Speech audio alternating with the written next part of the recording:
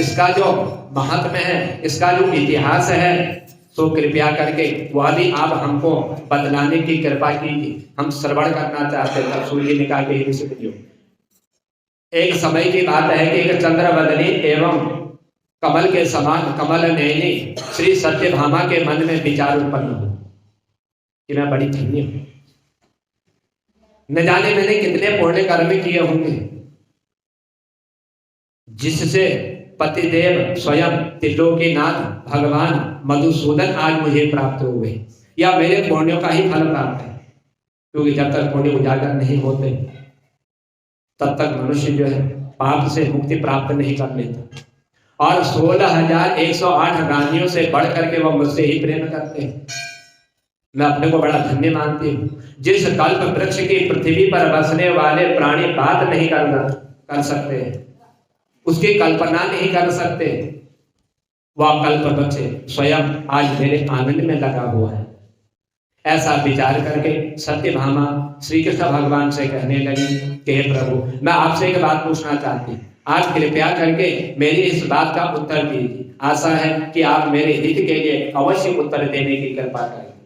सत्यभामा की बात सुन करके भगवान कृष्ण कहने लगे कि सत्यभामा, भगवान ने सत्यभामा का हाथ पकड़ा और हाथ पकड़ करके उस कल्प वृक्ष के नीचे सत्यभामा को लेकर के पहुंचे और उस कल्प वृक्ष के समीप ले जा करके तब भगवान ने कहने लगे सत्यभामा से कि हे प्रिय, सब रानियों में मैं तुम्हें ही अति प्रिय समझता, इसलिए सत्यभामा मैंने तुम्हारे स्नेह के बस जो है इंद्र से युद्ध करते हुए इंद्र से मैंने विरोध किए और आज वही कल्प वृक्ष उस स्वर्ग से ला करके मैंने तुम्हारे आंगन में लगा दिया। मैं तुम्हारे लिए जो ना देने वाली वस्तु हो उस वस्तु को भी ला करके मैं तुम्हें दे सकता हूं, और जो ना कहने वाली बात हो वह बात भी मैं तुमसे कह सकता हूं। यदि तुम मुझसे गुप्त से गुप्त बात भी पूछोगी तो मैं भी वह बात तुमको अवश्य ही बतला दूं।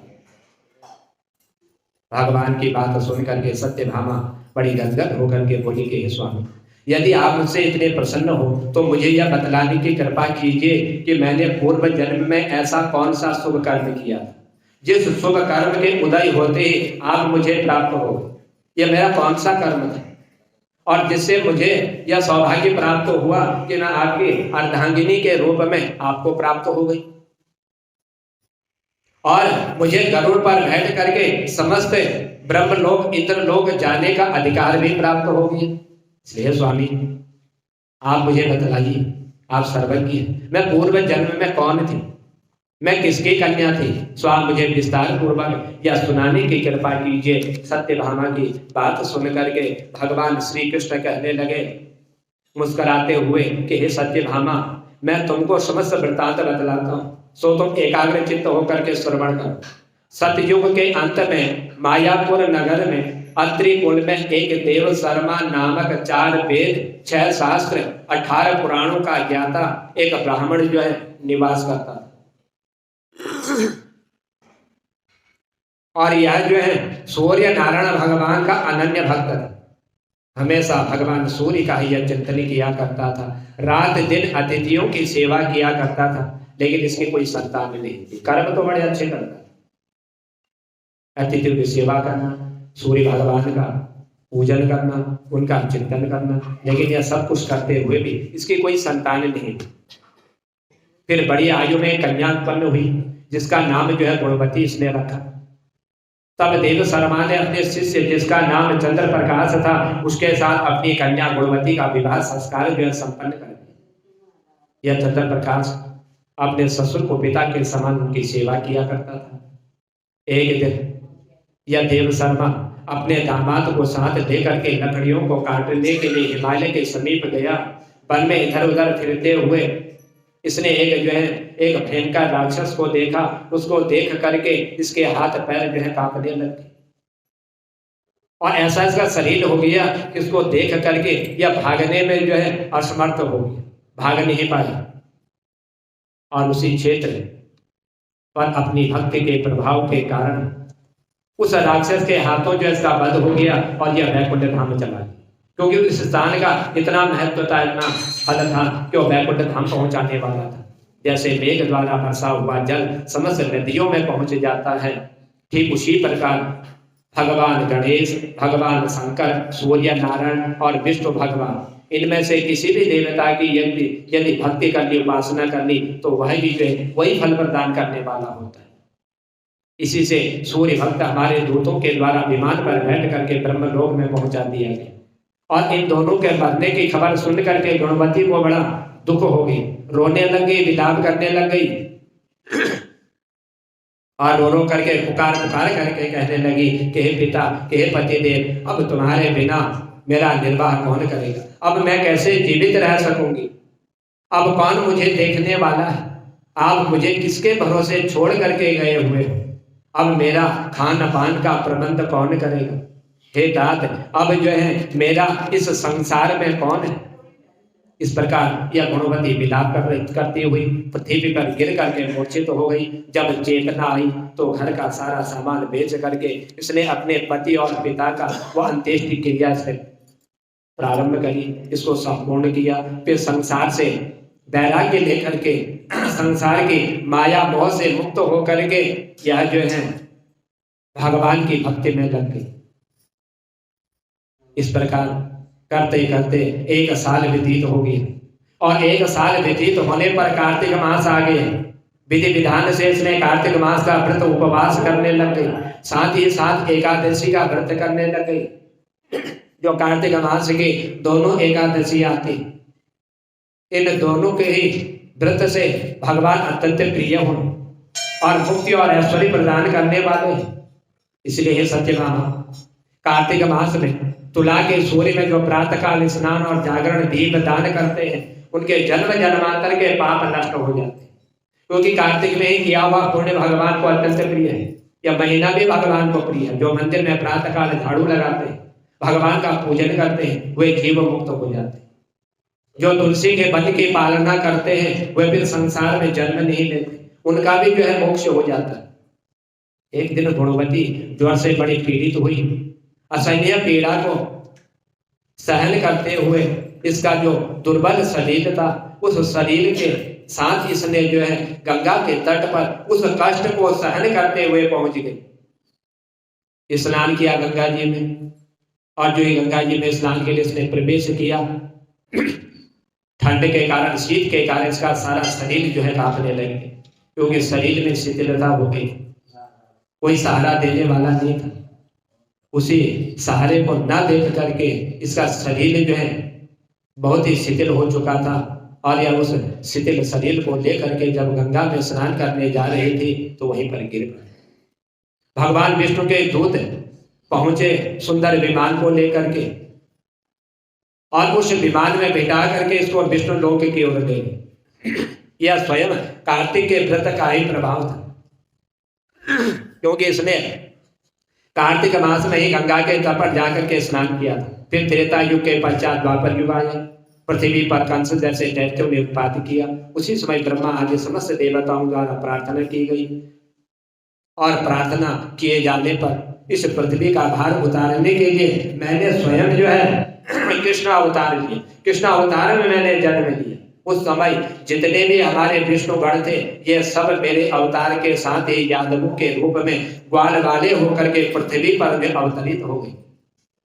और वह देव शर्मा जो तुम्हारा पिता था, वह भी इस पृथ्वी पर जो है अवतरित हुआ, और इस जन्म में वह देव शर्मा के नाम से सत्राजीत हो गए। और जो चंद्र प्रकाश शर्मा इस पृथ्वी पर जन्म धारण करते हुए इस जन्म में अक्रूर के नाम से जब विख्यात हो। उधर चंद्र प्रकाश था, मृत्यु हुई, और इधर जन्म लिया तो अक्रूर के नाम से यह विख्यात हो गया। तो उस जन्म में गुणवती थी, गुणवती तुम्हारा नाम था, और अब तुम जो है इस पृथ्वी पर तुमने जन्म जब लिया तब तुम जो है सत्यभामा के रूप में प्रकट हुई। तुम्हारा नाम सत्यभामा पड़ गया।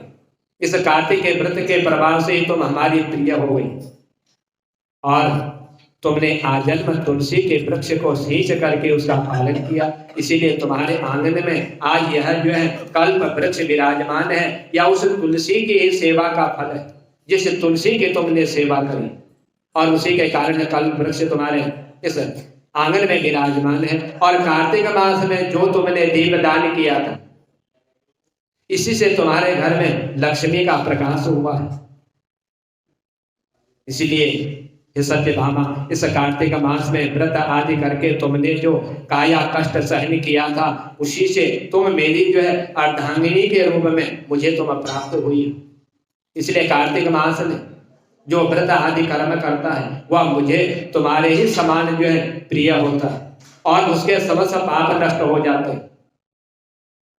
कि हे प्रिय, अन्य दूसरे जप तप यज्ञ दान आदि जो है कार्तिक मास की 16वीं कला के बराबर भी नहीं। जो इस कार्तिक मास में मेरे इस प्रकार के जो है कर्म को कर लेता है, मुझे प्रसन्न करने के लिए इस कार्तिक मास का जो व्रत कर लेता है, उससे मैं जो है बड़ी प्रसन्न हो जाती हूँ, और उसको जो है मोक्ष भोक्ष जो है यह सब प्रदान में उसको कर देते। यह सब तुम्हारे जो है उन कर्मों का ही फल है, जो आज तुम्हें मेरी अर्धांगिनी बनने का जो है यह सुअवसर प्राप्त हुआ, और समस्त लोगों में गरुड़ पर विराजमान होकर के भ्रमण करने का यह अवसर तुमको उस कार्तिक मास के उस व्रत से प्रभाव से तुमको प्राप्त हुआ। अपने शरीर को शिथिल जान करके भी तुमने कार्तिक मास में गंगा स्नान किया, वहीं पर तुम्हारे प्राण जो है समाप्त हो गए। यह सब तुमको उस कार्तिक मास का यह फल प्राप्त हुआ है। तो हे सूर्य महाराज, इस तरीके से जो व्यक्ति परम पवित्र इस कार्तिक मास के उत्तम व्रत को कर लेते हैं, वह मनुष्य इस लोक में जो है पुण्य के भागी हो जाते हैं। सूर्य ने कहा कि हे देवर से, हे नारद मुनि, जो तुम मनुष्यों के कल्याण के उद्धार के लिए जो कुछ भी प्रश्न पूछते हो, यह सब यदि मैं आपको बतलाता हूं तो मुझे भी बड़ा आनंद प्राप्त होगा, और आप भी बड़े आनंदित होते हैं, क्योंकि आप मनुष्य के कल्याण के लिए प्रश्न पूछते हो। तो एक समय माता पार्वती के मन में विचार आया। माता पार्वती ने जब संसार का भ्रमण कर रही थी, तो भ्रमण करते हुए पार्वती ने 3 स्त्रियों को देखा। उन तीनों में से 2 बड़ा दुखमय जीवन व्यतीत कर रही थी, और तीसरी जो है बड़े सुखमय जीवन व्यतीत अपने पति के साथ कर रही थी। अब यह सब देख करके पार्वती को चिंता हो गई। सोचा, पार्वती ने विचार किया कि आखिर कारण क्या है कि ये दोनों तो दुखमय जीवन व्यतीत कर रही हैं, और तीसरी जो है यह बड़े सुख के साथ निवास कर रही। भगवान शंकर से पास जाकर के माता पार्वती ने 3 प्रश्न पूछे। उसमें पहला प्रश्न पूछा माता पार्वती ने कि हे प्रभु, कि हे त्रिलोकीनाथ, कौन सी स्त्री समय से पहले विधवा हो जाती है? यह मेरा पहला प्रश्न आपसे है। और दूसरा प्रश्न पूछने लगे कि कौन सी स्त्री जो है विधवा हो ना हो करके अपना जो है सुख प्रदान करती है, वह सुख को चाहती, उसका जीवन जो है सुखमय रहता है। और कौन सी स्त्री जो है, ऐसी चीज कौन सी है जिसको पति यदि मांगता है तो स्त्री उसको देती नहीं है? ये 3 प्रश्न आप मुझे बतलाइए। इन 3 प्रश्नों का आप मुझे जो है उत्तर दीजिए। मैं आपसे 3 प्रश्न पूछना चाहती हूँ, क्योंकि मैंने इस मृत्यु लोक में भ्रमण किया। 2 तो दुखी जीवन व्यतीत कर रही है, और यह जो तीसरी है यह सुखमय जीवन व्यतीत कर रही है। मेरे 3 प्रश्नों का उत्तर दे दीजिए। तो सूर्य ने कहा कि ऋषि मुनियों, कि एक बार भगवान शंकर जब कैलाश पर विराजमान थे, माता पार्वती भगवान शिव से मिलने के लिए वहां पर पहुंची और कहने लगी कि हे प्रभु, जब मैं आपसे मिलने के लिए आ रही थी तो मेरी नजर जो है मृत्यु लोक पर पड़ गई, और मैंने क्या देखा कि 3 स्त्रियां जो आपस में सहेलियां भी थी, ये तीनों स्त्रियां आपस में सहेलियां थी। तो हे प्रभु, ये तीनों जब सहेली थी, इनमें से जो 2 स्त्रियां हैं वह जो है बड़ा दुखमय जीवन व्यतीत कर रही थी, यह विधवा होकर के दुखी जीवन सह रही थी, जबकि एक स्त्री सुहागिन होकर के अपने पति के साथ सुखमय जीवन व्यतीत कर रही थी। से प्रभु, यह बात मेरी समझ में नहीं आ रही, इसीलिए मेरे मन में 3 प्रश्न उत्पन्न हो गए हैं। अब मैं आपसे यह चाहती हूं कि आप मेरे तीनों प्रश्नों का उत्तर दे करके मुझे संतुष्ट करने की कृपा करें। इस प्रकार माता पार्वती जब भगवान से यह बात उन्होंने कही, माता पार्वती की बात सुन करके भगवान शंकर ने कहा कि हे पार्वती, तुम मुझे अपने 3 प्रश्न पहले बतलाओ, तुम्हारे 3 प्रश्न क्या है। और उधर भगवान शंकर से माता पार्वती 3 प्रश्न जो है कहने लगी कि हे प्रभु, कि हे भगवान, तुम पहले मुझे 3 प्रश्न बतलाओ, तब मैं तुम्हारे 3 प्रश्नों का उत्तर दूंगा। मुझे मालूम हो कि तुम्हारे तीनों प्रश्न कौन से। तब पार्वती भगवान शंकर से कहने लगी कि हे प्रभु, मैं आपको जो है अपने तीनों प्रश्न बतलाती हूँ। मेरा पहला प्रश्न है कि कौन सी स्त्री समय से पहले विधवा हो जाती है। मेरा दूसरा प्रश्न है कौन सी स्त्री जीवन में कभी सुख नहीं पाती है। और मेरा तीसरा प्रश्न है कौन सी चीज ऐसी है जो एक पत्नी अपने पति को मांगने से भी नहीं देती। इस प्रकार पार्वती ने ये 3 प्रश्न भगवान शंकर से कर दिए। और जब तीनों प्रश्न भगवान शंकर ने श्रवण किए तो तीनों प्रश्नों का उत्तर अब भगवान शंकर जो है माता पार्वती को देने लगे। कहा भगवान शंकर ने कि हे पार्वती, यह जो तुम्हारे जो 3 प्रश्न है, या 3 प्रश्नों का मैं तुम्हें उत्तर देता हूं। तब भगवान शंकर ने कहा कि हे पार्वती, तुम जिन 3 स्त्रियों को बात कर रही हो, वह उसमें से जो 2 स्त्रियां हैं वह विधवा होकर के अपना जीवन जी रही, और वहीं पर एक तीसरी स्त्री जो है, ये तीनों सहेलियां हैं, और ये तीसरी स्त्री जो है सुहागिन होकर के अपने पति के साथ जो है सुखमय जीवन व्यतीत कर रही है। इसको बड़ा आनंद प्राप्त हो रहा है। तुम जानना चाहती हो आखिरकार ऐसा क्यों हो रहा है, तो मैं तुम्हें एक छोटी सी कहानी सुनाता हूं। इस कहानी के माध्यम से तुमको सब ज्ञान प्राप्त हो जाएगा। तुम ध्यान लगा करके सुनना, और यदि तुम्हारा ध्यान भ्रमित हो गया और मैंने कथा श्रवण प्रारंभ कर दी सुनानी और तुमने नहीं सुनी, तो तुम्हारे तीनों प्रश्नों का उत्तर तुम्हें प्राप्त नहीं होगा। इसलिए ध्यान लगा करके सुनना कि तुम्हारे 3 प्रश्नों का उत्तर मैं तुम्हें इस छोटी सी कहानी के माध्यम से तुम्हें बतला रहा हूं। कहीं ऐसा ना हो कि जिस तरह तुमने जो है भागवत की कथा जब श्रवण कर रही थी, सुनते सुनते तुम्हें नींद आ गई तो तोते ने हुंकार भरी थी। कहीं ऐसा मत करना। और तुम्हारे 3 प्रश्नों का उत्तर तुम्हें तभी प्राप्त होगा, तभी तुम इसको जो है श्रवण कर पाओगी। आधी अधूरी कहानी सुनने वालों को आधा अधूरा ही फल प्राप्त होता है, जो जीवन में कभी काम नहीं आता है, क्योंकि तुम्हारे 3 प्रश्नों के उत्तर जो है इस छोटी सी कहानी में समाये हुए हैं। इसलिए इस कहानी को यदि तुमने ध्यान से सुन लिया तो तुम्हारे 3 प्रश्नों के उत्तर तुम्हें अवश्य प्राप्त हो जाएंगे और तुम्हें संतुष्टि प्राप्त होगी। माता पार्वती कहने लगी कि प्रभु, मैं आपकी बात से सहमत हूं, आप कहानी को प्रारंभ कीजिए जो आप मुझे कहानी सुनाना चाहते, जिसमें मेरे 3 प्रश्नों के उत्तर है। मैं एकाग्र चित्त होकर के सुनूंगी। जब तक आपकी यह कथा पूर्ण नहीं हो जाती तब तक मैं अपने मन को कहीं भ्रमित नहीं करूं। मेरा मन और जगह कहीं लगेगा नहीं। मैं तुम्हारी इस कहानी में अपने मन को लगाए रखूंगी। आप मुझे यह कहानी सुनाने की कृपा कीजिए। मैं तब तक कुछ बोलूंगी भी नहीं जब तक मेरा मन किसी दूसरे स्थान पर जाएगा भी नहीं। भगवान शंकर ने कहा कि हे पार्वती, सबसे पहले मैं तुम्हें उस स्त्री की कहानी सुनाता हूं जो सुहागन बन करके सुखी जीवन जी रही। देखो, जिस सुहागन स्त्री की तुम बात कर रही हो, वह सुहागन स्त्री एक राजा के नौकर की जो है वह पत्नी है। यह राजा के वहां नौकरी करता है और इसी की वह पत्नी है जो सुहागन है, जो सुखमय जीवन व्यतीत कर रही है। लेकिन यह जो राजा के वहां जो नौकरी करता है, इस नौकर को जो है अपनी पत्नी पर पूर्ण विश्वास है। बहुत विश्वास अपनी पत्नी पर करता है और भरोसा भी करता है कि वह जो है पतिव्रता है, वह हमेशा अपने पति की यानी कि मेरी सेवा करती है। यह पूर्ण जो है इस नौकर को अपनी पत्नी पर जो है विश्वास था और वो पतिव्रता स्त्री की महिमा सबको श्रवण कराने लगा, सबको बतलाने लगा। उस दरबार में जो भी आता जो भी जाता सबको ये यही कहता कि मेरी स्त्री जो है पतिव्रता स्त्री।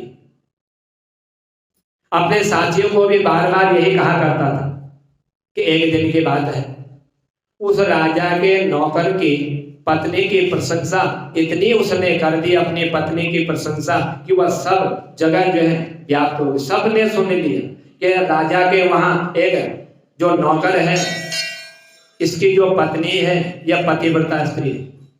सब जगह यह खबर पहुंच गई। तब भगवान शंकर पार्वती से कहने लगे कि हे पार्वती, जब उस राजा के नौकर ने अपनी पति की पतिव्रते धर्म का जो है हर जगह जो है गुणगान कर दिया, और यही बात जो है जिस राजा के वहां ये नौकरी करता था उस राजा को भी यह खबर मालूम हो गई कि मेरे वहां जो नौकर है उसकी पत्नी जो है पतिव्रता है। दरबार तक ये खबर पहुंच गई। राजा ने अपने नौकर को बुलवाया और उस नौकर से कहा कि तुम हर किसी से अपनी पति की प्रशंसा करते हो, जो भी आता है जाता है उसको तुम अपनी पत्नी की प्रशंसा बतलाते हो कि तुम्हारी पत्नी पतिव्रता है। क्या वास्तव में तुम्हारी पत्नी पतिव्रता है? क्या तुम्हें अपनी पत्नी पर पूर्ण विश्वास है? भगवान शंकर ने कहा कि हे पार्वती, इस प्रकार राजा की बात सुन करके वह नौकर कहने लगा कि हे महाराज, मुझे पूरा विश्वास है कि मेरी पत्नी पूरी तरह जो है पतिव्रता है। जो ही राजा ने यह बात सुनी तो उसी समय राजा का महामंत्री कहने लगा कि यदि तेरी पत्नी का पतिव्रत धर्म यदि मैं खंडित कर दूं तो बड़ी गुणगान अपनी पत्नी के गा रहा है, और यदि मैंने उसका पतिव्रत धर्म जो है खंडित कर दिया तो तुझे क्या सजा मिलनी चाहिए, कौन सी सजा तुझे दो? तो नौकर ने कहा, यदि तुम मेरी पत्नी का पतिव्रत धर्म खंडित कर देते हो तो महाराज आप भरे दरबार में मुझे फांसी लगा देना, मुझे फांसी पर चढ़ा देना। अब राजा का नौकर जो मंत्री था उसने कहा कि महाराज, जब मेरी पत्नी का पतिव्रत धर्म खंडित यदि नहीं कर पाया, यदि उसमें यह जो है कामयाब नहीं हुआ, इसने अपना वचन यदि पूर्ण नहीं किया, तो बतलाइए इस मंत्री को आप कौन सी सजा दें? तो राजा ने कहा कि यदि इसने अपना यह काम पूर्ण नहीं किया, जो सजा तुझे मिलनी है वह सजा इसको भी दी जाए, इसको भी फांसी पर लटका दिया जाए, इसको भी फांसी की सजा दी जाए। तो राजा ने कहा कि मंत्री को भी फांसी की सजा हम इस भरे दरबार में दे देंगे। तब भगवान शंकर ने कहा कि हे पार्वती, इस प्रकार मंत्री ने स्वीकार कर लिया और नौकर ने पूछा कि क्या तुम जो है मेरी पत्नी के पतिव्रत धर्म को खंडित करने के लिए तुम क्या कर सकते हो? क्या तुम कोई ऐसी वस्तु ला करके मुझे दे सकते हो जिससे मैं मान लूं कि तुमने मेरी पत्नी का पतिव्रत धर्म जो है खंडित कर दिया? कौन सी चीज ला करके तुम मुझे दे सकती हो? तब तो मैं तुम्हारे ऊपर विश्वास करूंगा, अन्यथा मैं कैसे विश्वास करूं? तुम कैसे सफल होगे? नौकर ने कहा, मंत्री, यदि तो मेरे घर में जाकर के मेरे विवाह के समय पर मुझे एक पटका मिला हुआ था और उसी समय मुझे एक जो है कटार मिली हुई थी, ये दोनों मेरे घर में अभी विराजमान है और मेरी पत्नी ने इनको संभाल करके रखा हुआ है, और जो सुहागन होती है उस सुहागन की यही दो निशानियां होती है, इसीलिए उसने मुझे मेरे इन दोनों वस्तुओं को संभाल करके रखा हुआ है। यदि तुम जो है मेरे घर में जाकर के इन दोनों चीजों को ला करके यदि मुझे दे सकते हो, तब मुझे विश्वास होगा कि तुमने मेरी पत्नी का पतिव्रत धर्म जो है भंग कर दिया, और यदि तुम नहीं ला सके तो मैं तुम्हारे ऊपर विश्वास नहीं करूंगा।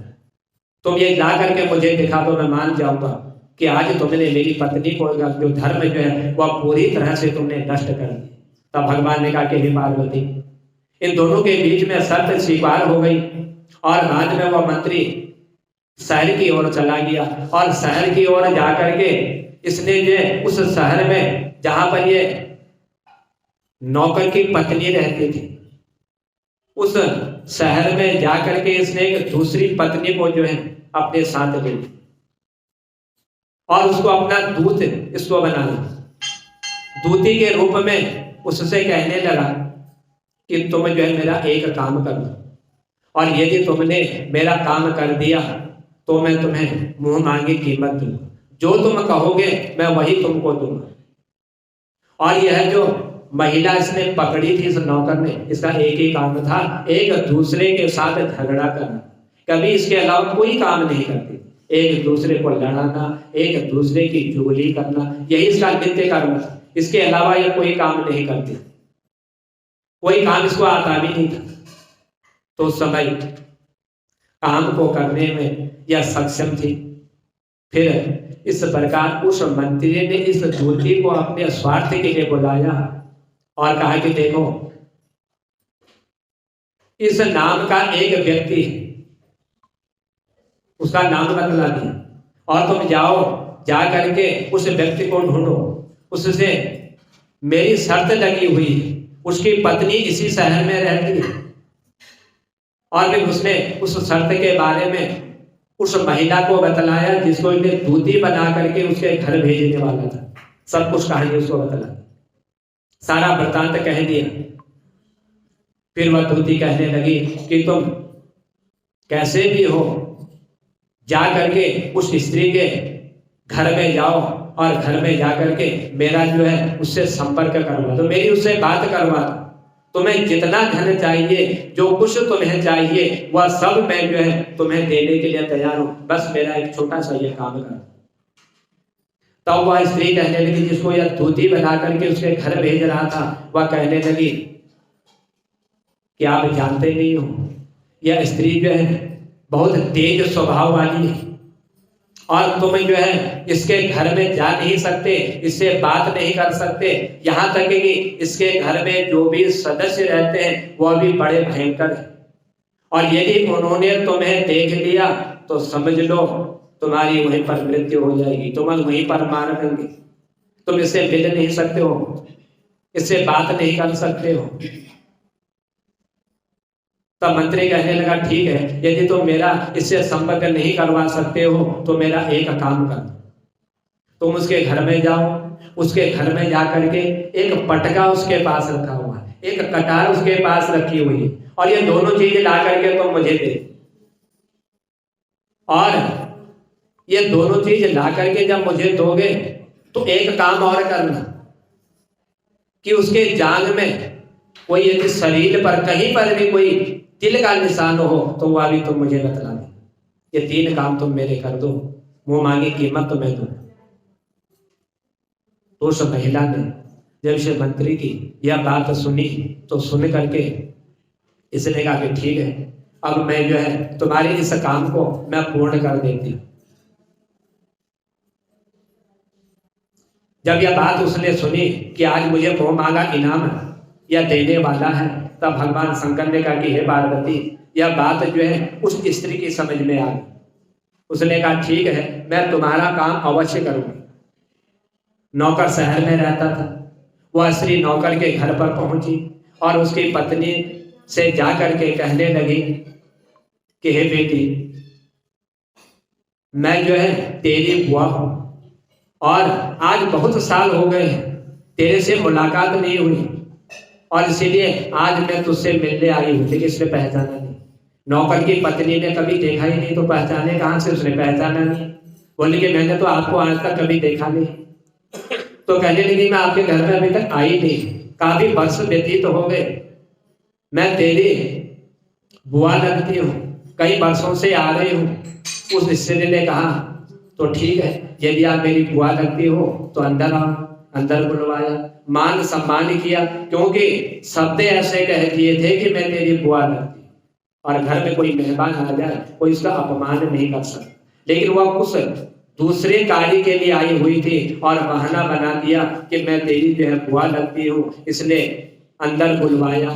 उसको कभी पहले देखा नहीं, कहा कि मैंने तुम्हें पहचान नहीं पाई। इस प्रकार वह स्त्री उस नौकर की पतिव्रता स्त्री से बहुत बड़ा इसने उससे सम्मान पाया, मगर उसे क्या मालूम था कि यह उसके साथ जो है उसके घर में छल करने आई हुई है। ऐसा सम्मान उसने किया जैसे एक मेहमान का किया है, कोई कमी नहीं करी उसके स्वागत में, लेकिन मालूम नहीं था कि छल करने आई है। भगवान ने कहा कि हे पार्वती, इस प्रकार वह स्त्री पतिव्रता स्त्री के साथ 2 दिन उस नौकर के उसके घर में रही और वह जो भी काम करती उस काम में यह हाथ बढ़ाया करती थी कि एक दिन उस नौकर की स्त्री जब नहाने पहुंची तो यह भी जो है उस स्थान पर पहुंच गई जहां वह स्नान कर रही और कहने लगी कि मैं जो है तेरे शरीर में जो है साबुन लगा देती हूँ, बहुत समय हो गया, तू मेरी बेटी के समान है, मैं तुझे अपनी बेटी मानता हूँ और बहुत प्रेम मैं तुझसे करता हूँ, आज मुझे मना मत करना। उसने कहा ठीक है, यदि तुम जो मुझे स्नान कराना चाहती हो तो यह स्नान कराने लगी। स्नान कराते हुए उस नौकर की स्त्री का जब यह मुंह धोने लगी, मुंह धोते हुए इसने जो है हाथ में जल दे करके उस स्त्री के मुंह पर डाला और जो इसके मुंह में जल डाला वह अपने दोनों हाथों से अपने मुंह के जल को जब साफ करने लगी तो उसी समय जो है इस महिला ने उसके जांघ में एक तिल का निशान देख लिया और सोच लिया कि अब मेरा काम पूर्ण हो गया। जो काम के लिए उस मंत्री ने भेजा हुआ था, अब वहां से यह सीधे बाहर निकल गई और बाहर निकल करके जहां पर वह पटका और कटार रखी हुई थी, इन दोनों को ले करके यह जो है उस घर से बाहर पहुंच गई, अपना इसने काम पूर्ण कर लिया। तो ऐसा जब इसने दोनों काम कर लिए और उसको ले करके उस नौकर के जो राजा था उसके मंत्री के पास पहुंचा और मंत्री के पास जा करके उस स्त्री ने वह पटका उसको दे दी और जो कटार उसके पास रखी हुई थी वह कटार उसको दे दी, जैसा उसके पति ने कहा था कि मेरी जो है यह पतिव्रता स्त्री की 2 निशानियां, एक कटार एक पटका, ये दोनों उसने ला करके दी और बतला दिया, क्योंकि उसने कहा था कि कोई ऐसा चिन्ह भी बतला देना जो उसके शरीर में कहीं कहीं विराजमान हो। तो उसने कहा कि हे मंत्री, उस महिला की जान में एक तिल का निशान है। तो उस स्त्री को सब ऐसा जब इसने उस नौकर को मंत्री को उसको बतला दिया, भगवान शंकर ने कहा कि हे पार्वती, यह इसको एक मौका मिल गया उस नौकर के घर से इन दोनों चीजों को चुराने का। भाग गई, पहुंची, उसके बाद मंत्री को सब कुछ दे दिया और पतिव्रता स्त्री के जांघ पर जो तिल का निशान था वो भी बतला दिया। तब भगवान ने कहा कि हे पार्वती, जो मंत्री पटका और कटार लेकर के जब सीधे राजा के दरबार में पहुंचा और राजा से जाकर के कहने लगा कि हे महाराज, यह जो तुम्हारे दरबार में जो नौकर है ना, आज मैंने जो है इसकी पत्नी का पतिव्रत धर्म मैंने भंग कर, यह कटार और पटका लेकर के आया हुआ और इतना ही नहीं, मैंने इसकी पत्नी की जान में तिल का निशान भी देखा हुआ है। जो ही यह इस मंत्री ने राजा को बतलाया तो राजा ने दूसरे दिन दरबार लगाया, नौकर को बुलवाया, उस महामंत्री को भी बुलवाया, सभा में पटका और कटार नौकर को दिखाने के लिए कहा। फिर राजा की आज्ञा हुई, राजा की आज्ञा को लेकर के मंत्री ने उस नौकर को जो है पटका और वह कटार दिखा जो उसकी पत्नी ने संभाल करके रखा हुआ था और कहा कि तुम्हारी पत्नी के जान में एक तिल का निशान है। यह भी उसने बतला दिया, जितने सबूत थे वह सब कुछ बतला दिया। और तब इसने नौकर ने माना कि आज इसने जो है मेरी पत्नी का पतिव्रत धर्म जो है भंग कर दिया, खंडित कर दिया है, मुझे अपनी पत्नी पर पूर्ण विश्वास था, आज मेरा विश्वास जो है समाप्त हो गया। तब भगवान शंकर ने कहा, पार्वती फिर तो राजा ने जो आदेश दिया था कि यदि इसने इसका पतिव्रत धर्म भंग कर दिया तो वो फांसी लगा दी। राजा ने आदेश दिया। ठीक 15 दिन के बाद इस नौकर को जो है फांसी लगाने का समय जो है निश्चित कर दिया गया कि 15 दिन के बाद इसको जो है फांसी पर लटका दिया जाएगा।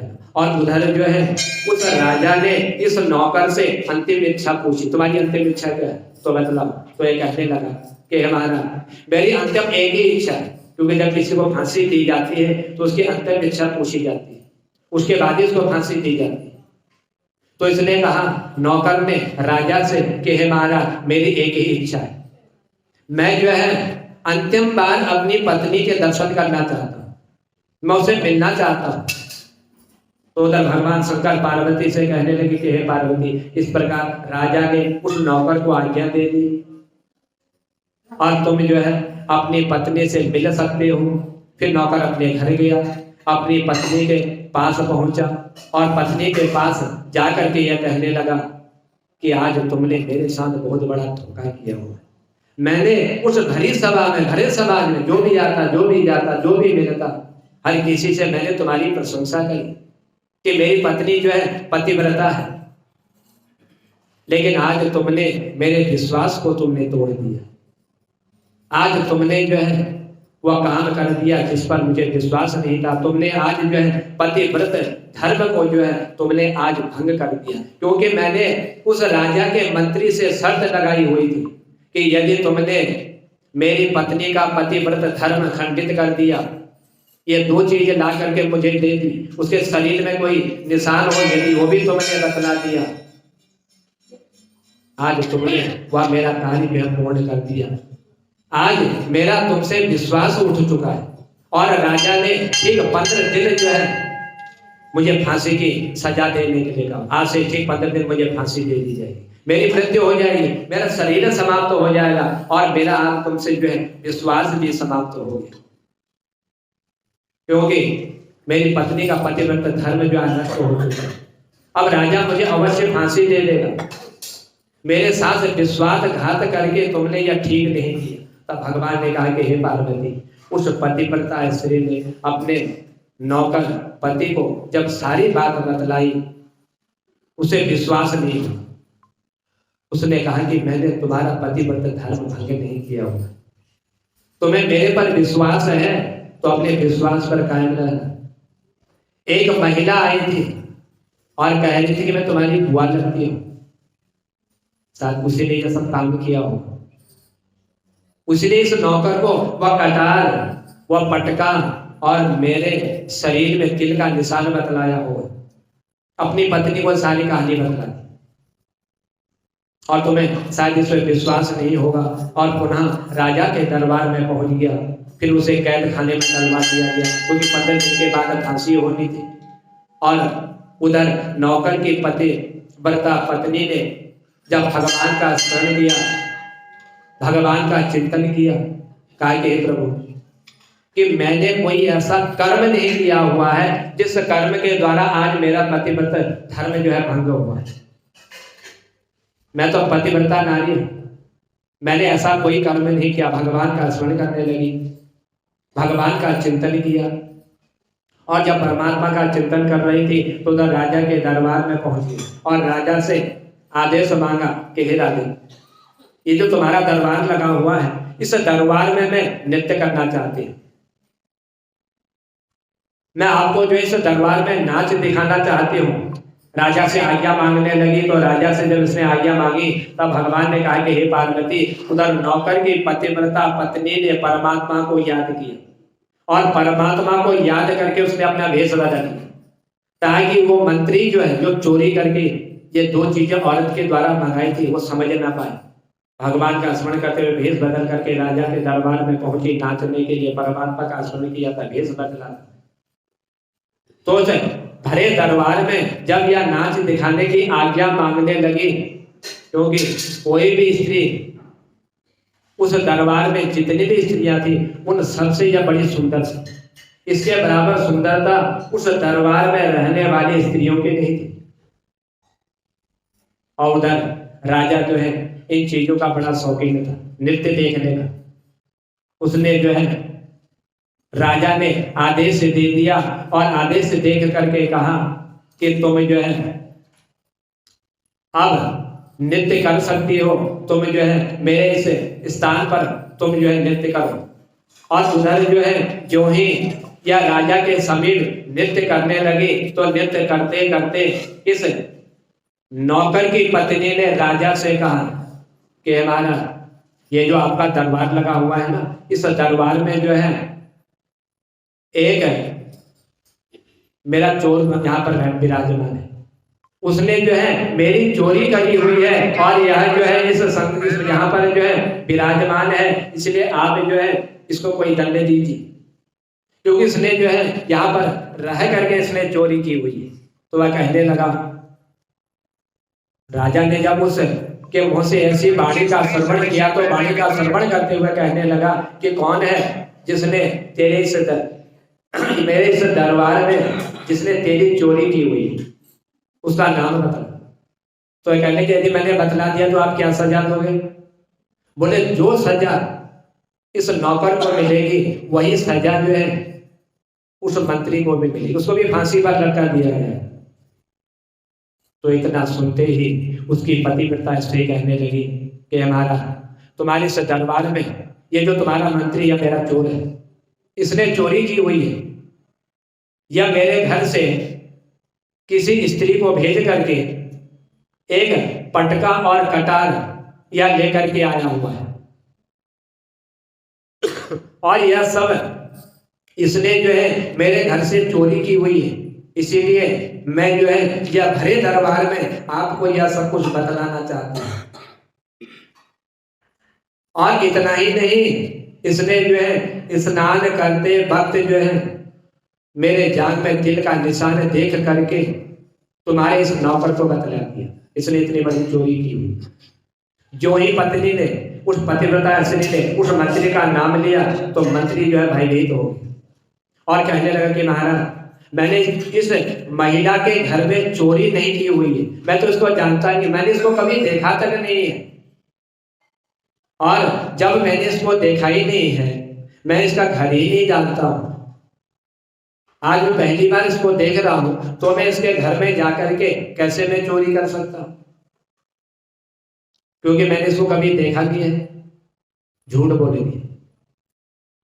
तो कहने लगी स्त्री कि महाराज इसने एक स्त्री को मेरे घर में भेजा था, उसने मेरे साथ छल किया, और वह स्त्री भी तुम्हारे दरबार में विराजमान है, वह भी यही रहती है, और उसने यह सब छल किया हुआ है, और इसीलिए अब आप जो है इसको दंड देने के आदेश इसको दे दीजिए, जो आप इसको दंड देना चाहते हो। तो वह नौकर की पत्नी ने जब ऐसा कहा तो मंत्री कहने लगा कि हे महाराज मैंने ऐसा कुछ भी नहीं किया हुआ है, क्योंकि इसने भगवान को याद किया था। सच्चे मन से भगवान का स्मरण करने वाला व्यक्ति कभी भी जो है धोखा नहीं खा सकता, कभी उसको जो है किसी प्रकार का कोई कष्ट नहीं हो सकता। तो जब इधर जो है इस तरह से उस नौकर की पत्नी ने यह सब उस बात सब उनसे कहती तो कहने लगे, तुरंत ही उसने अपना जो है जो चोरी की वो कबूल कर ली। कहा कि महाराज, तुरंत उसकी पत्नी ने कहा कि जब इसने मेरे घर से यह कटार नहीं चुराई, मेरे को देखा नहीं, मेरे को कभी इसने मेरे दर्शन नहीं किए, तो फिर मेरे काम घर से या कटार और यह पटका कैसे लेकर के आया, किसने ला करके इसको दिया। राजा के सामने सच्चाई आई। राजा ने उस नौकर को जो वहां बंदी बनाया हुआ था उसको मुक्त करते हुए इसको जो है फांसी की सजा सुना। तब भगवान शंकर ने कहा, हे पार्वती, कि तुमने जो 3 प्रश्न पूछे थे वह तीनों प्रश्न तुम्हारे इसी में जो है विराजमान है। यह जो उस नौकर की स्त्री थी, पतिव्रता धर्म का पालन करती थी, या वही उन तीनों महिलाओं में यह वही स्त्री थी जो अपने पति के साथ आनंद पूर्वक निवास कर रही थी, इसने अपने पतिव्रता धर्म का पालन किया। और जो 2 सहेलियां थी जो दुखमय जीवन कर रही व्यतीत कर रही थी, उसमें जो एक पत्नी जो थी, ये दोनों में से इन्होंने कभी भी पतिव्रता धर्म का पालन नहीं किया। जो स्त्री अपने पति को नाम से पुकारती है, मेरे पति का ये नाम है, कोई पूछता है और उसको अपने पति का नाम बतला देती है, तो वह स्त्री जो है समय से पहले विधवा हो जाती है। एक स्त्री इसमें वही है, ये अपने हमेशा अपने पति का नाम पुकारा करती है। और जो दूसरी विधवा है, यह दूसरी विधवा जो स्त्री है, यह अपने पति से छुप करके कभी दर्शन तीर्थ यात्रा करने जाती, कभी किसी मंदिर में बिना अपने पति को बतलाए हुए चली जाती, किसी शुभ अवसर पर चले जाती, लेकिन अपनी पत्नी को या कभी कुछ बताती नहीं थी कि मैं फलानी जगह से आ रही हूं, मैं आज उस तीर्थ में स्नान करने के लिए गई हुई थी, आज मैंने उस मंदिर में जाकर के दर्शन किए, या कुछ भी अपने पति को नहीं बताया। जो स्त्री इस प्रकार का व्यवहार अपने पति के साथ करती है, वह भी जो है समय से पहले विधवा हो जाती है। जो दूसरी विधवा पत्नी है, उसने जो है यह कर्म किया हुआ है, अपने पति को बतलाए हुए इसने जो है दान किया, पुण्य कर्म किया, लेकिन पत्नी को नहीं बतलाया। क्योंकि दान और पुण्य कर्म करने का फल तभी प्राप्त होता है जब वह अपनी पति से जो है आज्ञा प्राप्त करना, उसकी सहमति उसमें हो जाए। जब दोनों की सहमति होती है तभी उसी दान का पुण्य जो है वह प्राप्त होता है। लेकिन इसने अपनी पत्नी को कुछ नहीं बतलाया, यह दूसरी पत्नी वही है, इसीलिए ये दोनों जो है विधवा होकर के दुखमय जीवन व्यतीत कर रही है, और ये तीसरी जो है अपनी पत्नी के साथ सुखमय जीवन व्यतीत कर रही है। और ये तीसरी पत्नी जो विधवा जीवन, ये दोनों साथ कर रहे हैं, मिल करके कह रहे हैं कि आपने तीसरा प्रश्न पूछा था कि कौन सी स्त्री ऐसी है जो अपने पति के मांगने पर भी उसको नहीं देती, ये आपका तीसरा प्रश्न था। तो वह जो ये विधवा स्त्री है, कोई भी स्त्री अपने पति को जो है गाली नहीं देती, कितना भी वह मान लेती कि मुझे गाली दे दे, तो पत्नी अपने पति को कभी गाली नहीं देती, और जो गाली देती है वह समय से पहले विधवा हो जाती है। ये दोनों स्त्रियों ने यही कर्म किया हुआ। इसीलिए हे पार्वती, मनुष्य शरीर पा करके जो मनुष्य इन कर्मों को कर लेता है, जो पतिव्रता धर्म का पालन कर लेता है, अपने पति को कभी नाम से नहीं बुलाती है, अपने पति को कभी गाली नहीं देती है, वही जो है सौभाग्यशाली रहती है। और अपने पति के मृत्यु से पहले उसकी मृत्यु होती है, वह सौभाग्य होकर के जो है मोक्ष प्राप्त करती है। और जो ये कर्म करते हैं वह समय से पहले अपने पति की मृत्यु से पहले विधवा हो जाती है। तो तुम्हारे ये तीनों जो प्रश्न तुमने पूछे थे, ये तीनों प्रश्न तुम्हारे इस कथा में जो है मैंने आपको बतला दिए। इतनी कथा सुन करके माता पार्वती कहने लगी कि हे भगवान, कि आपने मुझे जो है आज ये तीनों प्रश्नों का उत्तर तुमने मुझे दे दिया। आज मैं बड़ी धन्य हो गई हूँ कि तुम्हारे मुखारविंद से, कि जो व्यक्ति इस प्रकार के कर्म करता है उन कर्मों का फल उनको जो अवश्य ही प्राप्त होता है।